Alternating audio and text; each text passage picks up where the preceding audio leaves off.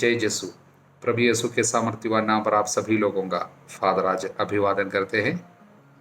और बाइबल तीर्थ यात्रा के इस 91वां दिन में हम एक सुंदर बिंब कल्पना विधि विवरण ग्रंथ से एक स्पेशल ब्यूटीफुल इमेजरी और उसकी व्याख्या, उसका संदेश हम देखने जा रहे हैं, पढ़ने जा रहे हैं, सुनने जा रहे हैं। हालेलुया। ये विधि विवरण ग्रंथ की एक महत्वपूर्ण संदेश है। बराबर इस किताब से एक संदेश निकल के आते हैं, हम सब जानते हुए है आज्ञा पालन। आज्ञा पालन के द्वारा आशीर्वाद और आज्ञा भंग के द्वारा अभिशाप। इसलिए 27 से लेकर 30 तक के अध्यायों में और बहुत ही दृढ़ता से, जोर से हमारे सामने ये आशीर्वाद और अभिशाप की बातें रखे गए। सुनने से हमको लगेगा प्रभु कितना चाहता है कि ये बातें सबके दिल पे छप जाए। और पृष्ठभूमि जो है, इसकी बैकग्राउंड जो है, अब प्रतिज्ञात देश में प्रवेश करने के ठीक पहले का समय। अब समझने हेतु हम इन बातों को पहले सुनते हैं। विधि विवरण ग्रंथ के अध्याय 11 वचन 26 से इस तरह बताए गए, देखो आज मैं तुम लोगों के सामने आशीर्वाद तथा अभिशाप दोनों रख रहा। किस तरह रख रहे? 29वां वचन से, यदि प्रभु तुम्हारा ईश्वर तुम्हें उस देश में ले जाएगा जिस पर तुम अधिकार करने जा रहे हो, तो तुम गरिज्जिम पर्वत पर आशीर्वाद और एबाल पर्वत पर अभिशाप दोगे। दो पर्वत है, नाम गरिज्जिम और दूसरा एबाल। ये दोनों पर्वत यर्दन के उस पार पश्चिम के मार्ग में अराबा में रहने वाले कनानियों के देश में गिलियाद के सामने मोरेक के बलूत के पास स्थित है। और ये दोनों पर्वत के बारे में, वहां पर रखने वाले अभिशाप और आशीर्वाद की बातें हम लोग 27वां अध्याय से पढ़ रहे हैं। देखिए, प्रभु ने मूसा से कहा, जब तुम प्रतिज्ञात देश में पैर रखोगे, यानी कनान देश पहुंचोगे, सबसे पहले तुम्हें एक कार्य करना है।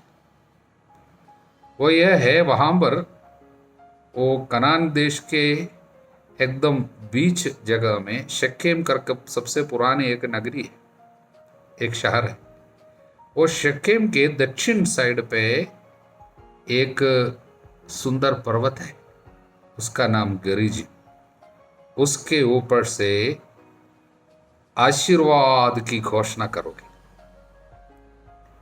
और उसके उस शहर जो है शक्केम के उत्तर साइड में एक और पहाड़ है।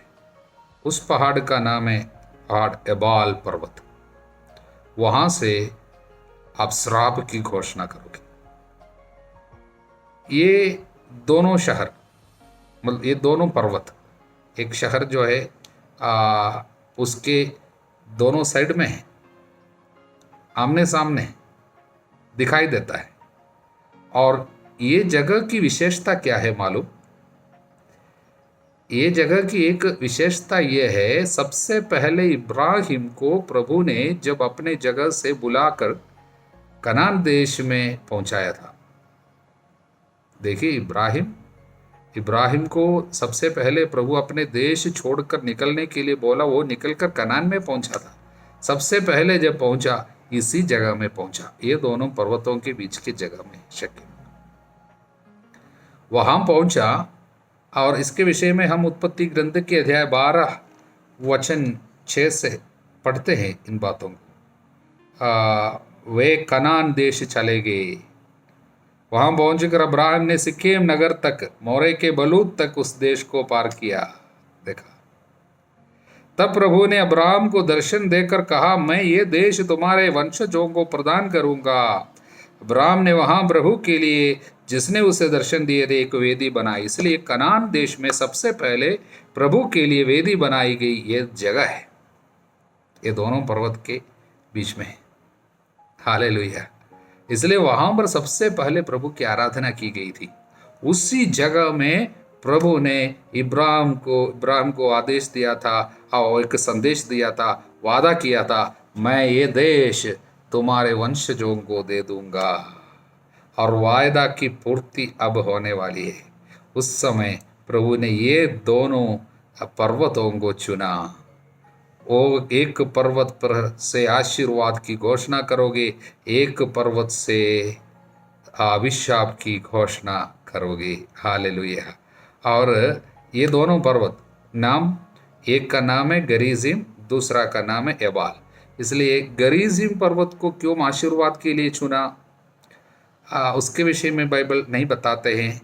और एबाल पर्वत को क्यों अभिशाप के लिए चुना, वो भी हम नहीं जानते। लेकिन सबसे पहले इसकी व्याख्या करने वाला रम्बान नामक व्याख्याकार ने कहा, शायद देखिए इसलिए हो सकता है क्योंकि शक्केम नगर में आप खड़े होकर अगर पूर्व की ओर आप देखेंगे, पूर्व की ओर मतलब जहाँ पे सूरज उग के आता है, बाइबल की भाषा में वही है आगे की दिशा। तो वहाँ को आप देखेंगे तो आपके दाहिने साइड पर यानी दक्षिण की ओर पड़ेगा गरीजिम।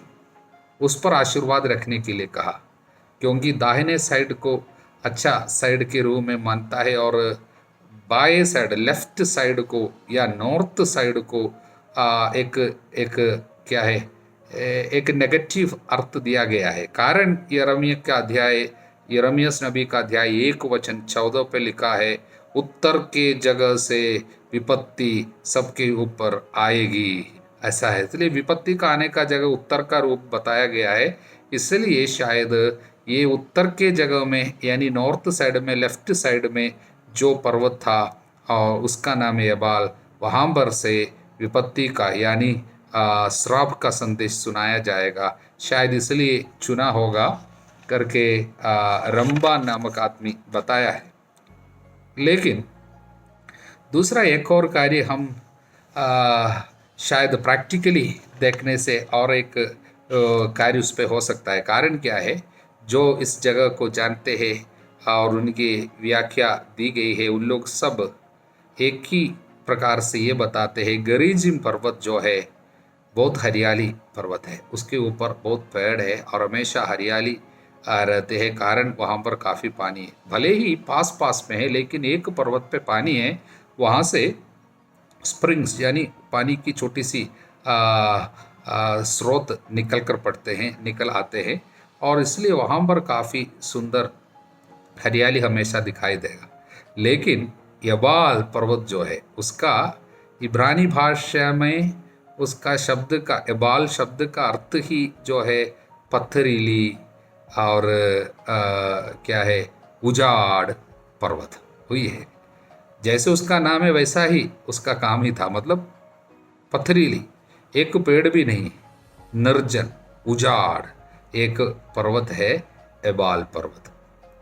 तो इसी पर्वत पे है, पहले पिछले दिन हमने देखा बड़े बड़े पत्थरों पे वचन पूरा लिख के, मैंने जो आदेश दिया उनको लिख कर स्थापना करना, ये एबाल पर्वत पे है। इसका मतलब दूर से दिखाई देगा ये पत्थर सब, क्योंकि वहाँ पर कुछ पेड़ पौधा सब नहीं है। इसलिए ईश्वर के वचन को जो लिखा है वो सब दूर से दिखाई भी देगा वहाँ पर, और उस पर्वत की ऊपर से और श्राप की बातें बताई जाएगी। हालेलुया। इसलिए ये एक बड़े एक सेरेमनी के रूप में मनाया जाता है। वो किस तरह है, प्रभु ने कहा जब वहाँ पर पहुँचोगे, लोग 6 वंश को, इसराइल के 6 वंशों को नाम सब इधर दिया गया है, 6 वंशजों को कहाँ पर गरीजिम पर्वत पर खड़ा होना है और बाकी 6 वंशजों को ये एबाल पर्वत पर खड़ा होना है। और पुरोहित और लेवी लोग इसके बीच जगह में खड़े होकर सबसे पहले श्राप का शब्द जोर से सुनाएगा। एक एक वचन श्राप, वो हम 27वां अध्याय में देखते हैं। उदाहरण के लिए, अभिशब्द है वो लेवी वंश ऊंचे स्वर में इजरायलियों को एक घोषणा सुनाएंगे, वचन 14 से। अभिशब्द है वो व्यक्ति जो प्रतिमा खोदता या देव मूर्ति ठालता है और उसे छिप कर स्थापित करता है, क्योंकि प्रभु की दृष्टि में कारीगर की एक कृति घृणित है। तब एबाल पर्वत के ऊपर जितने लोग खड़े हैं उन लोग जोर से कहेंगे आमीन। और उसके बाद अभिशप्त है वो जो अपने पिता या अपनी माता का अपमान करता है। सब लोग उत्तर कहेंगे आमीन। इस तरह एबाल पर्वत पर से लोग आमीन बोलेंगे जब अभिशाप की घोषणा किया जाएगा। और उसके बाद आशीर्वाद की घोषणा की जाएगी जो 28वां अध्याय में हम देखते, नगर में तुम्हारा कल्याण होगा, देहात में तुम्हारा कल्याण होगा। तब गरिजिम पर्वत पे जितने लोग खड़े हैं उन लोग बोलेंगे आमीन। इस तरह ये दोनों पर्वत पर से ये जितने लोग खड़े हैं उन लोग जोर से आमीन बोलेंगे और एक जगह में आशीर्वाद को, एक जगह में अभिशाप को आप स्थापित करेंगे, जिससे सभी लोगों को पता चलेगा, सारे इस्राएलियों को पता चलेगा ईश्वर क्या बताया है। हल्लेलुया। देखिए प्रभु अपनी जनता को किस तरह प्रशिक्षण देके लेके आ रहे थे। 40 साल तक मरुभूमि में रखे, विपत्ति, संकट, परेशानियों के बीच में उनको प्रशिक्षण दिया। हर कार्य में उनको प्रभु की ओर देखना पड़ता था, क्योंकि सब कुछ की व्यवस्था प्रभु ही करता था, प्रभु प्रबंध करता था मरुभूमि में। इसलिए हर दिन हर पल उनको पुकारना पड़ता था। अब वही जनता अब प्रतिज्ञात देश में प्रवेश करने जा रहे हैं। वहां की विशेषता क्या है? सारा प्रबंध वहां पर है, यानी देश बहुत अच्छा है। ऑलरेडी खेती सब किए हुए जगह उनको मिल जाएगा, बनाए गए घर उनको मिल गया है।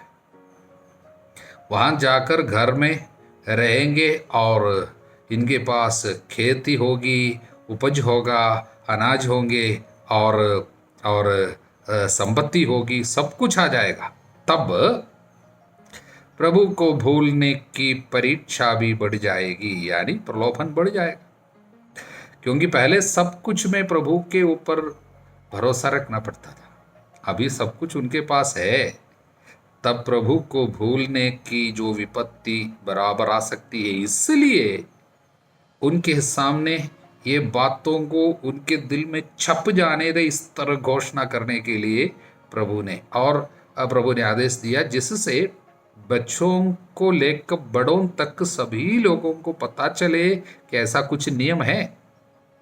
इसलिए 2 पर्वत के ऊपर से चिल्ला चिल्ला कर बताया जा रहा है, यानी जब लोग वहां पर पर्वत के ऊपर से आमीन आमीन जब बोलेंगे, तब उन लोग ये स्वीकार कर रहे हैं कि आज्ञा पालन से क्या आशीर्वाद आएगा, आज्ञा भंग से क्या विपत्ति आएगी, हम सब अवगत है। हम इनके विषय में अनभिज्ञ नहीं हैं, हम अज्ञान नहीं हैं, बल्कि हम जानते हैं, जानकारी हमको है करके चिल्ला रहे थे। और इस तरह प्रभु उनके बीच में एक फर्क रख रहे, यानी आशीर्वाद क्या है और अभिशाप क्या है, जीवन क्या है, मृत्यु क्या है, आज्ञा पालन क्या है, आज्ञा भंग क्या है, और भलाई क्या है, बुराई क्या है। एक पृथकता ये दोनों के बीच में लोगों के सामने रख रहे, जो तुम चुनते हो तुमको मिल जाए।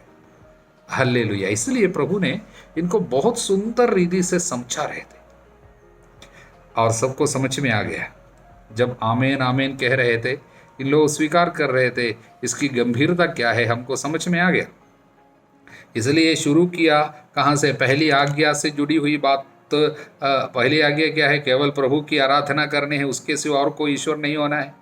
इसलिए उससे जुड़ी हुई बात को श्राप के लिए भी रखा गया। पहला श्राप, जो 12 श्राप जब सबसे पहले अध्याय में 27वां अध्याय में हम देखे हैं, अभिशप्त है वो व्यक्ति जो प्रतिमा खोता, यानी देव मूर्तियों की आराधना करते हैं, उनकी स्थापना करते हैं, वो श्रापित है करके पहले श्राप बताया गया। और आशीर्वाद जब बताया जाता है 28वां अध्याय में, जितने आशीर्वाद है, उदाहरण के लिए नगर में तुम्हारा कल्याण होगा, देहात में तुम्हारा कल्याण होगा, उसके ठीक ऑपोजिट में यदि आप ईश्वर के कहने पर नहीं चलेंगे, तब क्या होगा? नगर में अभिशप्त होंगे और तुम देहात में अभिशप्त होंगे। तुम्हारी ठोकरी और तुम्हारा आटा गूंदने के पात्र अभिशप्त होगा। यहाँ पर क्या लिखा है? अगर कहना मानोगे, तुम्हारे ठोकरी और आटा गूंदने के बर्तन को आशीर्वाद प्राप्त होगा। घर आने पर, घर से बाहर जाने पर दोनों समेतों में अभिशाप मिलता रहेगा, वचन 19। लेकिन वचन 6 में घर आने पर, घर से बाहर जाने पर दोनों समेतों में आशीर्वाद प्राप्त होगा। इसका मतलब ये दोनों चीज तुम्हारे सामने हैं और इनकी बातें एकदम समझ में आ गया। हल्लेलुया। लेकिन बाद में इसराइली अगर आज्ञा पालन करेंगे, प्रभु हर कार्य में आशीर्वाद देता रहेगा। और तुम क्या बनोगे, वचन 13 से, तो प्रभु तुम्हें नेता बनाएगा, किसी का अनुयायी नहीं। तुम नेता होंगे, तुम किसी के गुलामी में नहीं चले जाएंगे। लेकिन यदि आज्ञा भंग करेंगे, बाकी जनता नेता होंगे, तुम उनके अनुयायी और गुलामी में चले जाएंगे, गुलाम बनकर जाएंगे, देश से निकाला जाएगा। ये घोषणा प्रभु यहाँ पर कर रहे हैं। और इस विधि विवरण ग्रंथ के उदाहरण के लिए 28वां अध्याय में सब आशीर्वाद के बाद कितने विपत्ति की बातें, बहुत ही खतरनाक विपत्ति का विवरण है। बहुत बड़ी बड़ी बीमारियां, महामारी लोगों के ऊपर आ जाएंगी, यह सब बताया गया है। हालेलुया। लेकिन यह सब सुनने के बाद इस्राएलियों ने क्या प्रभु के वचन का पालन किया? नहीं। मूसा के मृत्यु के बाद देखिए इस्राएल जनता के साथ क्या हो रहे हैं। हम पर नए जगह में तो पहुंच गया, उसके तुरंत बाद उनका काम भी शुरू हो गया। क्या काम है? उन्होंने अविश्वासियों के साथ बेमेल जुए में जुटने लगा, यानी अन्य देवी देवताओं की आराधना पूजा करने लगे। इसलिए न्यायकर्ताओं के ग्रंथ में अध्याय 3 वचन 7 से इन विपत्तियों के बारे में, और किस तरह इन लोग फंस गए और किस तरह इन्होंने अन्य देवताओं की पूजा करने लगे, इसके विषय में सब हम पढ़ते हैं। तो क्या इसमें लिखी हुई विपत्तियां उनके ऊपर आई? बराबर आई। इसलिए हम आगे देख रहे हैं इनके ऊपर क्या क्या बीती है। यहाँ तक कि अपने बच्चों को खाना पड़ा, इतने भूख, इतने अकाल आए, जैसा कि हम पर लिखे उसी तरह उनको अपने बच्चों को ही मार कर खाना पड़ा। राजाओं के दूसरे पुस्तक पे अध्याय 6 वचन 28 और 29 में सब पढ़ते हैं, जब देश के ऊपर जब विपत्ति आई, जब शत्रु जनता आए, सीज लगाए गए, मतलब इनको चारों तरफ से घेर रखा, उस समय अंदर इतनी बड़ी अकाल आए, मनुष्य को अपने बच्चों को भी खाना पड़ा। और बाद में हम देखते हैं यीशु के मृत्यु के सब बाद AD 70 में 70 AD उस समय में जब यरूशलेम की घेराबंदी की गई रोमी राजा टाइटस के द्वारा, तब इतनी बड़ी विपत्ति आ गई कि वहाँ पर खाने के लिए कुछ भी नहीं रह गया और लोग एक दूसरे के सामान को लूट लूट कर खाते थे और सभी लोगों का प्यार खत्म हो गया। पति पत्नी को, पत्नी पति को सब मृत्यु के लिए डाल देते थे और भाई बहनों में कोई प्यार नहीं थे। किसी के पास थोड़ा सा अगर भोजन मिल जाता और उसको पकाने के लिए समय ही नहीं मिलता, उसके पहले बाकी लोग आकर छीन कर खा लेते थे। और बताते हैं कि लोग अपने ही शू वगैरह जो है, जूता है और बेल्ट है, ये सब खाने लगा था, क्योंकि खाने के लिए कुछ भी नहीं रहा। इतनी खतरनाक विपत्ति का इस्राएलियों ने सामना किया। उसके बाद वो शुरुआत थी। उसके बाद फिर क्या हुआ? इज़राइल करके एक जनता नहीं रह गई, यानी उनको देश नहीं रह गया। इस्राएल की जनता दुनिया के चारों कोने पे और बिखर गए। यहाँ वहाँ वो थोड़े से अपने घर के लिए और अपना घर की खोज में चारों देशों में वे लोग घूमते रहे और उनके साथ इतना अन्याय किया गया। आप जानते हैं दूसरे विश्व युद्ध में सब किस तरह और इस्राएलियों के ऊपर जीव यहूदियों के ऊपर आक्रमण किया गया। द वर्ल्ड वॉर में कम से कम 60 लाख यहूदी बहुत भयानक रीति से मारे गए। विशेषकर यहूदियों को जर्मनी में हिटलर ने सब किस तरह मारा है। इस तरह यहूदियों के ऊपर, इस्राएलियों के ऊपर इतनी ज़्यादा विपत्ति, दुनिया में ऐसी कोई जनता नहीं इतना सहा हो। एक ऐसी कोई जनता नहीं है कि जहाँ पर सारे जगह में उनको अत्याचार सहना पड़ा और भयानक रीति से अत्याचार सहा और मर चुके हैं। ये सब कहाँ से है? एक एक करके प्रभु ने जो भी यहाँ पर विपत्ति की बातें बताए थे, उन लोग सब अपने ऊपर ले लिया। इसलिए उसके पहले प्रभु ने वो पर्वत के ऊपर से चिल्ला चिल्ला कर घोषणा किया गया था, उन्होंने सब स्वीकार किया था, पीढ़ियों के लिए इन बातों को स्वीकार किया था, दिल के अंदर तक घुस गया था। वो सारी बातें उन लोग भूल गए, वचन के खिलाफ गए और उसके बाद विपत्ति उन्होंने अपने ऊपर ले लिया। हालेलुया। प्रियजनों, यही है अभी पृष्ठभूमि हमारे लिए। आज जब हम ईसाई लोग जब खड़े हैं, हमारे लिए कुछ कहानी अलग है। कारण ये नियम के कारण मनुष्य के ऊपर आने वाली विपदाओं से, एक एक आज्ञा तोड़ने के कारण, आज्ञा भंग के कारण आने वाली विपत्तियों से प्रभु यीशु ने हमको छुड़ाया। अब हम ये दोनों पर्वत के बीच में नहीं खड़े हैं, क्योंकि प्रभु ने वो यबाल पर्वत के बदले में हमारे लिए एक दूसरा पर्वत आए। वो पर्वत है कलवारी पहाड़। वो कलवारी पहाड़ पर भयंकर यातना सहते हुए निंदा सूचक सूली पर जब प्रभु ने आत्म बलि चढ़ाई, उस समय एक एक श्राप की बातों को उसने धो लिया। हालेलुया। अब हम उन श्राप के अंतर्गत नहीं हैं, अब हम यीशु के रक्त के अंतर्गत आने वाली कृपा के नीचे खड़े हैं, कृपा के तले खड़े हैं। हालेलुया। वो कृपा एक दूसरे पर्वत पर से प्रभु ने जब स्वर्ग जाने के पहले जैतून पहाड़ पर खड़े होकर प्रभु ने एक ब्लेसिंग दे दिया, उनको आशीर्वाद दिया, वो आशीर्वाद का पहाड़। हालेलुया। और वहाँ से प्रभु ने आशीर्वाद की क्या सबसे बड़ी संकेत दिया, क्या क्या प्रतिज्ञा किया कि पवित्र आत्मा तुम पर उतरेंगे। और वही पवित्र आत्मा को हम प्रेरित चरित्र के आज दूसरे अध्याय पे, जब अपर रूम में, ऊपरी ओ रूम में, कमरे में, जब मरियम के अगुवाई में सारे प्रेरित लोग जो बैठे थे, उनके ऊपर आशीर्वाद आ गया। The blessing, that is Holi spirit. पवित्र आत्मा प्रेरितों पर उस दिन उतरा, वह है पेंतकोस्त। तब से हम प्रियजनों अभी श्राप के अंतर्गत नहीं है, अभी पवित्र आत्मा से संचालित लोग हैं हम। हालेलुया। इसलिए वो पवित्र आत्मा हमारे हृदय में नियम लिखे हैं। अब पहाड़ के ऊपर से नहीं, अभी हमारे हृदय के अंदर से पवित्र आत्मा इन नियमों को घोषणा करते हैं, जिससे हम जानते हैं पाप क्या है, पुण्य क्या है। हालेलुया। इसलिए पवित्र आत्मा हमारी मदद भी करते हैं और वचन पर चलने के लिए यीशु के दुख भोग की योग्यता दावा करते हुए पिता को, ईश्वर को अब्बा कहकर पुकारने के लिए पवित्र आत्मा हमारी मदद करते हैं। हालेलुया। इसलिए प्रियजनों, ये आशीर्वाद और श्राप के पहाड़ जो हम देख रहे हैं, वो भी कनान देश के एकदम बीच में।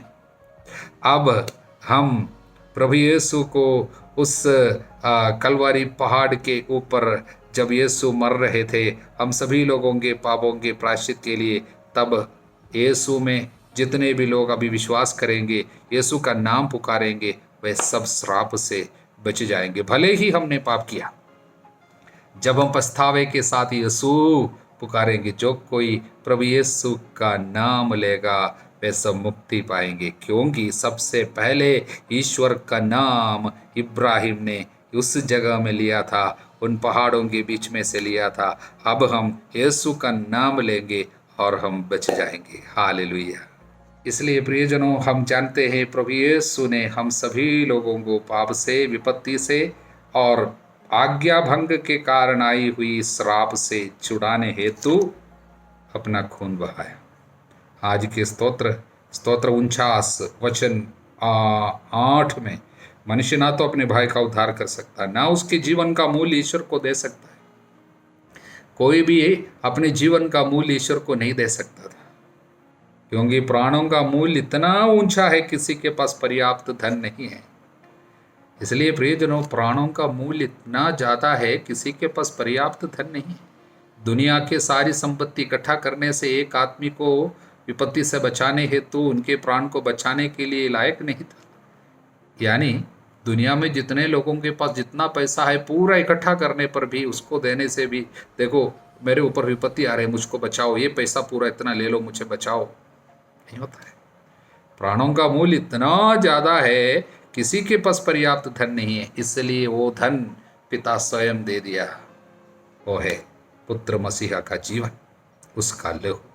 इसलिए हम बच गए, इसलिए हम ये हमारा पीछा करने वाले पाप की भयानकता से, विपत्ति से हम बच गए यीशु के कारण। इसलिए प्रियजनों, हमारी विपत्ति में हमको प्यार से यीशु का नाम लेना है। इसलिए आज प्रेरित चरित्र के अध्याय 2 पे जो भी संदेश हम पाते हैं, जब पवित्र आत्मा को स्वीकार करने के बाद पेतरुस ने जब लोगों के सामने चिल्ला चिल्ला कर बताया, तब ये सारी बातें बताया। अब बचने के लिए ईसा मसीहा के नाम केवल है, इसलिए जो कोई प्रभु का नाम लेगा वे सब बच जाएंगे। यीशु के नाम से हम सब बच गए। कितने भी धन्यवाद दे वो कम है। उस यीशु के लिए हम जिएंगे, उसको हम प्यार करेंगे। प्रभु आप सभी लोगों को आशीर्वाद प्रदान करें, अब सदा सर्वदा अनंत काल तक। आमीन।